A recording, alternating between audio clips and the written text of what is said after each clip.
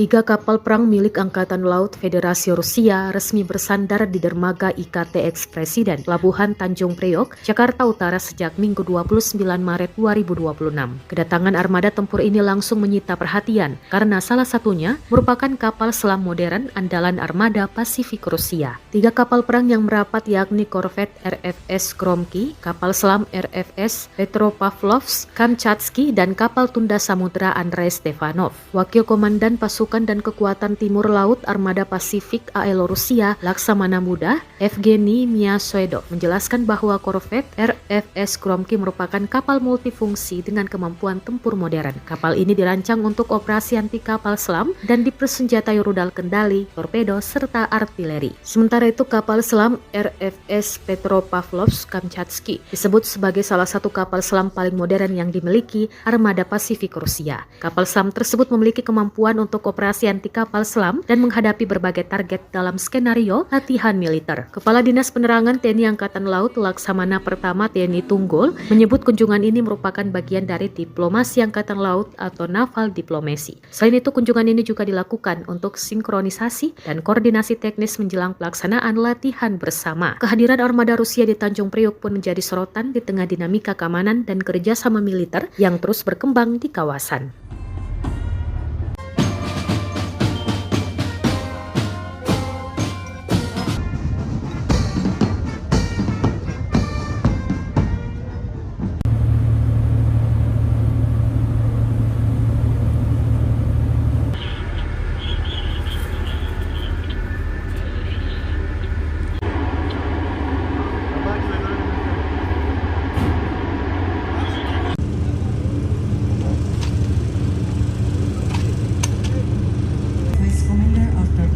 Regional Command driving obedience car from Kalimantan to Rear Admiral Yevgeny Miasvedov.